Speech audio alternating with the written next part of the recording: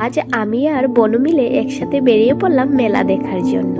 শুধু মেলা নয়, এখানে অনেক বড় একটি উৎসব হয় প্রত্যেক বছর। আমরা দুজন রেডি হয়ে বেরিয়ে পড়লাম। রাস্তার মধ্যে এতটা পরিমাণ জ্যাম ছিল। তো যাই হোক, এবার আমরা মেলার ভিতরে ঢুকে পড়লাম। আর এই মেলার আকর্ষণীয় একটি বিষয় আছে, এই মেলাটা অনেক পুরনো একটি মেলা। মেলাতে কিন্তু দূর দূরান্তের থেকে অনেক মানুষ আসে এই মেলাটা দেখার জন্য। শুধুমাত্র যে মেলা এরকম নয়, এখানে অনেক বড় একটি মন্দির আছে। এই যে আমরা দুজন মিলে এবার রাস্তাটা বেয়ে উপরে যাচ্ছি। কত মানুষজন দেখতেই পারছো, বাঁশ দিয়ে কিন্তু এখানে গেটও বানানো হয়েছে। এই যে উপরে মন্দিরটা, এখানের মন্দিরটা কিন্তু খুব বেশি জাগ্রত। এই মন্দিরটা হচ্ছে শ্রী জংলা কালীবাড়ি মন্দির।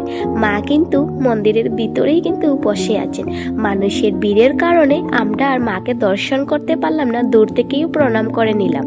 এখানে কিন্তু খুব বড় একটি যজ্ঞ করা হচ্ছিল। যজ্ঞের সামনে কিন্তু আমরা প্রণাম করে মনের কামনাটা বলে দিলাম। এবার আমি আর বনু মিলে খুব ভিড়ের মধ্যে কিন্তু পাহাড়ের উপরে উঠে পড়লাম।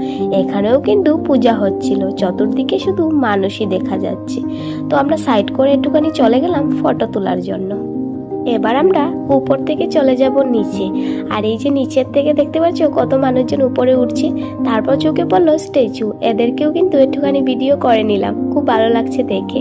মন্দিরে আসার পর কিন্তু আলাদাই একটি শান্তি অনুভব হয়। এবার আমরা চলে যাচ্ছি খিচুড়ি খাওয়ার জন্য। মন্দিরে আসলে তো খিচুড়ি না খেলে একদমই ভালো লাগবে না। এই মেলাতে এসে অনেক কিছু দেখলাম, এবার চলে যাচ্ছি বাড়িতে।